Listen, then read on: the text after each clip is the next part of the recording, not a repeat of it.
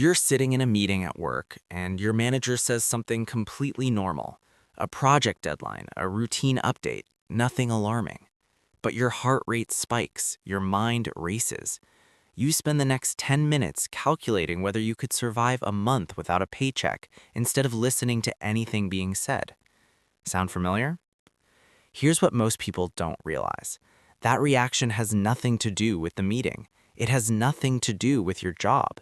It has everything to do with what's sitting in your bank account, or more accurately, what isn't. My name is Randy, and I spend a lot of time thinking about money, psychology, and why some people seem to move through life with a calm that others can never seem to find.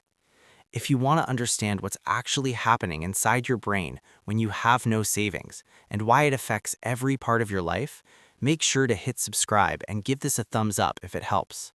Now, most people think financial stress is just stress, like it sits in the same category as being annoyed at traffic or having a bad day. But researchers have studied what actually happens to your brain when you operate under financial scarcity, and it's far more serious than most people think. When you have zero savings, your brain enters a mode called survival thinking. It's the same state your ancestors used when food was scarce or danger was near. Your brain narrows its focus entirely on the immediate threat. This sounds useful, but here's the problem. Your brain cannot tell the difference between a real physical threat and a financial one. To your nervous system, having no savings feels the same as being chased. So it stays on alert all the time. Research from Princeton shows that financial scarcity actually reduces your cognitive capacity. People under financial stress perform significantly worse on basic problem-solving and reasoning tests, not because they're less intelligent, because their brain is already using most of its bandwidth, just managing the anxiety of having nothing. Think of it like a computer running too many programs at once. It slows down, it freezes, not because it's broken, because there's no space left. That's what zero savings does to your mind. And the effects don't stay contained, they spread. You make worse decisions at work because you're distracted. You miss opportunities because your brain isn't scanning for possibility, it's scanning for danger. You say yes to bad financial choices because the short-term relief feels better than the long-term consequence. You're also harder to be around. Financial stress is one of the leading causes of irritability, short temper, and relationship strain. It's not a character flaw.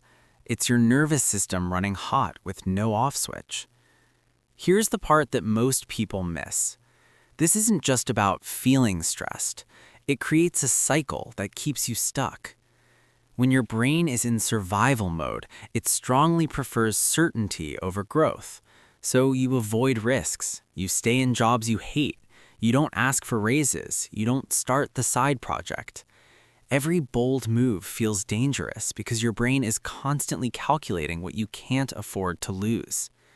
The painful irony is that the exact thinking patterns created by having no savings are the same patterns that make it harder to build savings.